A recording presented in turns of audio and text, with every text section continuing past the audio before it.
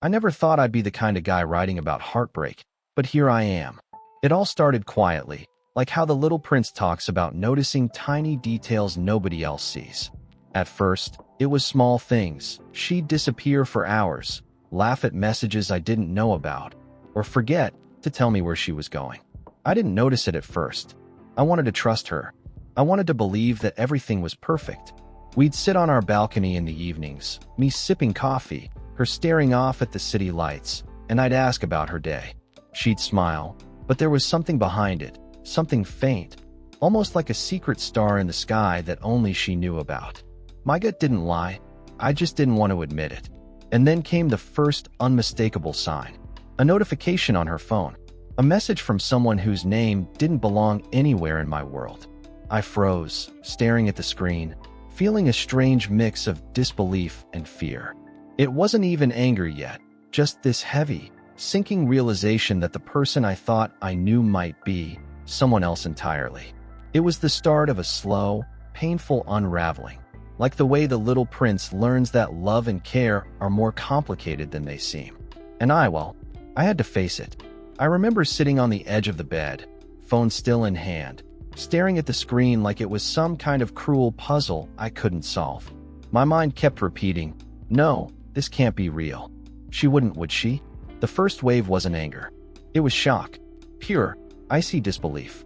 I felt like a character in one of those stories where the narrator slowly realizes the world isn't what it seemed. Except this wasn't fiction. This was my life. Then came the panic. My heart raced, my stomach flipped, and every little memory of our time together suddenly seemed suspicious. Had I missed signs? The tiny ones that I thought were just quirks? That smile, that laugh, the way she'd suddenly grow quiet. Were they warnings? I couldn't sleep that night. I tried to read The Little Prince again, hoping the story of a boy traveling from one planet to another would somehow make sense of human hearts. But it didn't. Nothing could. All I knew was that something I had trusted completely was breaking right in front of me, and I felt powerless to stop it. By the second day, the shock had transformed into something sharper, anger. Not the loud, explosive kind, but a quiet, burning kind that sat in my chest and wouldn't let me breathe. I kept replaying every conversation, every moment we shared, searching for signs I had ignored. It wasn't just about her. It was about me. How I could have been so blind. How I could have trusted someone so completely and been betrayed in ways that cut deeper than I expected. I felt like the little prince looking at his rose, realizing that love is complicated, and sometimes people are fragile in ways you can't fix. Confusion mixed in with anger. I didn't know whether to confront her, to scream, or to pretend I hadn't seen anything. Every option felt wrong. Every path seemed to hurt more than it healed. Friends offered advice, but words sounded hollow. I wanted clarity, but clarity didn't exist in this storm of emotions. And yet, even in my anger, there was a small, stubborn hope that things could somehow be mended. I wasn't ready to let go, but I wasn't sure I could stay either. By the third day, anger started to fade, replaced by this heavy, aching sadness. It wasn't dramatic, no shouting, no tears at first, just a quiet emptiness that followed me everywhere.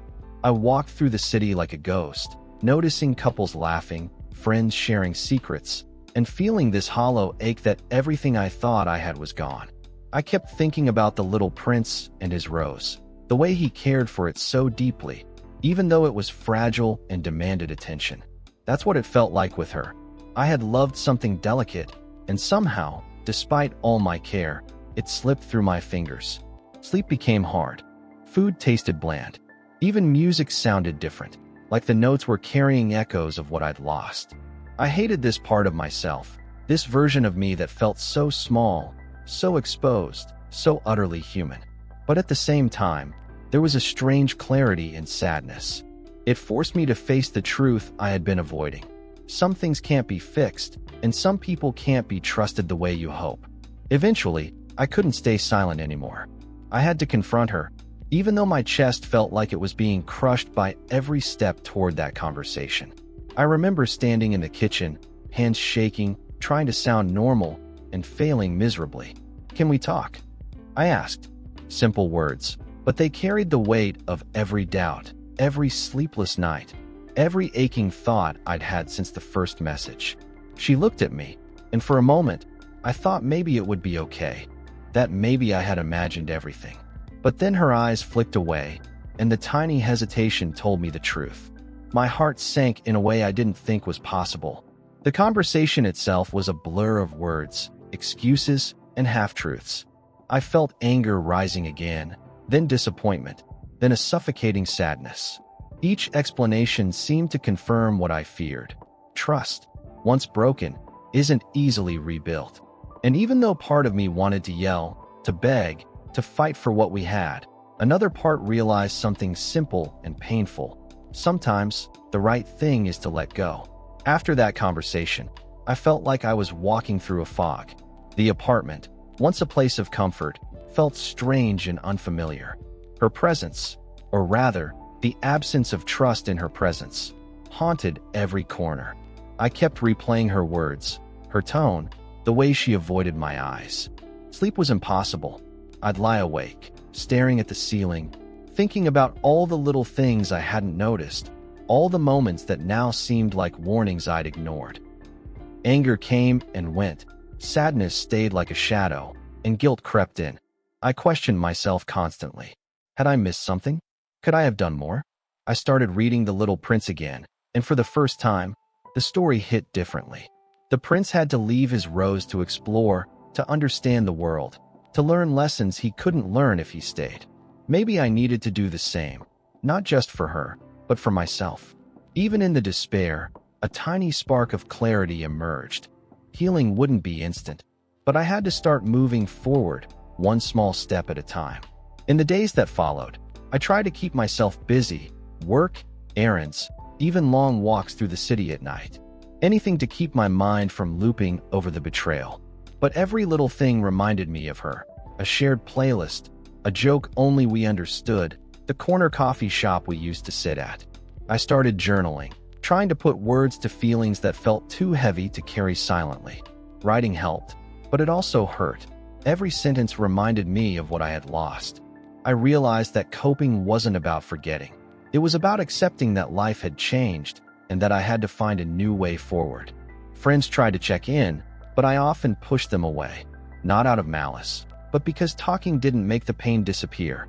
The only moments of peace were quiet ones, sitting alone, thinking about the little prince, imagining myself exploring new worlds, learning to care for myself like he cared for his rose. It was slow.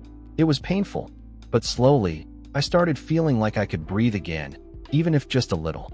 I spent a lot of time thinking about trust, what it means, how fragile it is, and how easy it is to take for granted.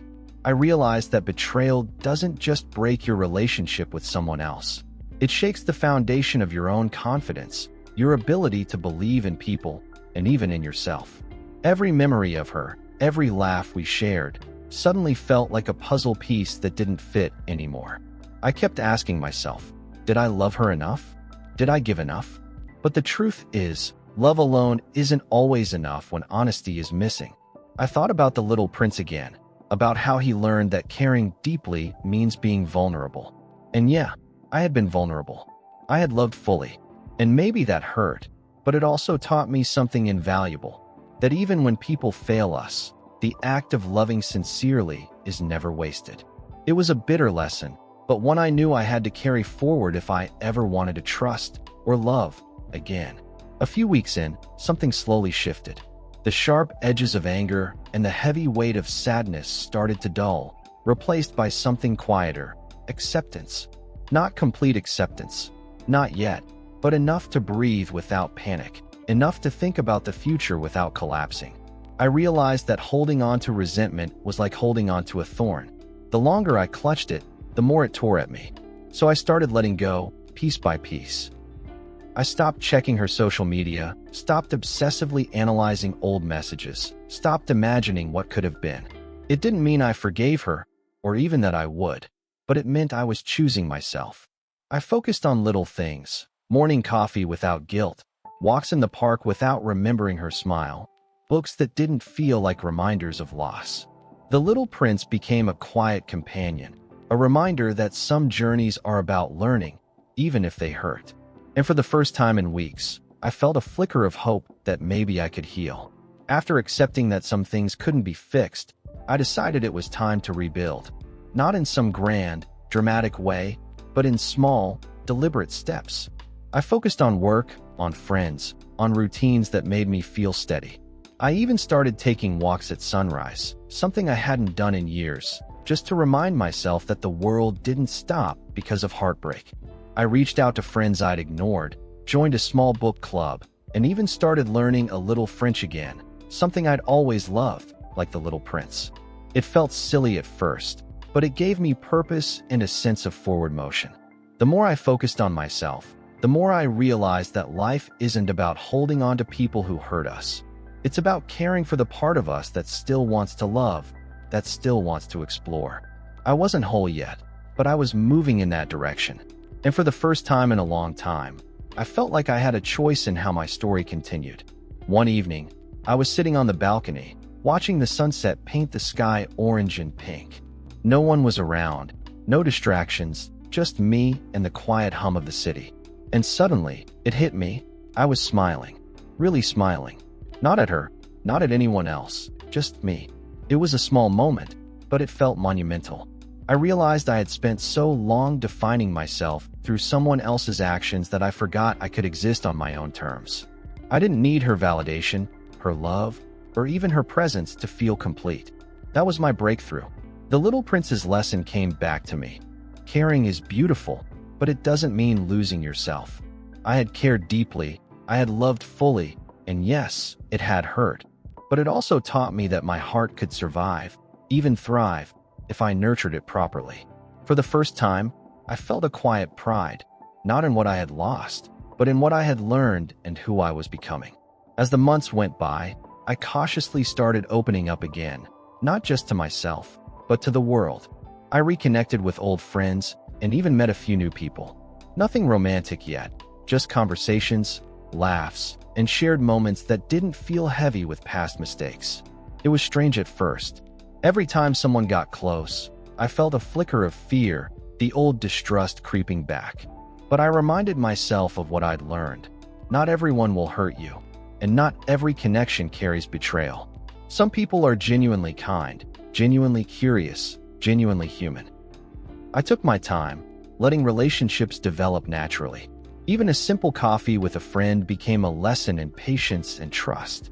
I realized that moving forward didn't mean forgetting the past. It meant using it to guide how I gave my heart, how I built connections, and how I protected my own emotional well-being. The Little Prince's lesson about valuing what you care for without losing yourself felt more real than ever. I was learning to care again, carefully, thoughtfully, but openly. One rainy afternoon, I found myself back at the little park we used to visit together. The bench was empty, and for a moment, I imagined her sitting there, laughing like nothing had happened. And then I let it go, really let it go. I realized that my heartbreak, my anger, my sadness, they were all chapters in a story that ultimately taught me something invaluable: resilience. I had survived betrayal, faced my own insecurities, and discovered that I could still love, still trust, and still find joy in life without depending on someone else's presence. I thought about the Little Prince again, how he learned that the invisible things are often the most important. Trust, love, patience, self-respect. These were the invisible threads holding my world together, stronger now than before. By the time I walked home, I felt lighter, not unscarred, but wiser. And for the first time in a long time, I felt ready for whatever came next, knowing I carried lessons that no heartbreak could ever take away. After everything, I started thinking about what I could tell someone else going through the same thing. And honestly, it's simple but hard. Don't let betrayal define you. Feel the pain, yes. Cry, be angry, question everything, but don't let it destroy your ability to trust, love, or live fully. I learned that love is worth it, even when it hurts. Vulnerability isn't weakness. It's proof that you're human, proof that you can care deeply. And sometimes, the people who hurt us teach us the most important lessons, not about them, but about ourselves. So my advice: take your time, heal, Value the invisible things, the trust, the patience, the self-respect. And when you're ready, open your heart again, carefully, but don't close it forever. Life is too short, and even after heartbreak, the world is still full of wonder. Looking back, I realize now that heartbreak wasn't the end, it was a beginning. Losing someone I trusted so completely hurt like nothing else, but it forced me to look inward, to understand my own heart, and to learn what it truly means to care. I've learned to cherish the small things, a quiet morning, a smile from a stranger, a moment of peace. I've learned that life doesn't stop when people disappoint us. It keeps moving, and we have to move with it. The Little Prince taught me that love requires patience, courage, and care. My experience taught me the same, in a harsher, more painful way. But now, I feel stronger, wiser, and more capable of navigating life's uncertainties. To anyone reading this, heartbreak is brutal, yes, but it's also a teacher. Trust your feelings, honor your pain, and keep moving forward. Your rose, your heart, deserves your care, and so do you.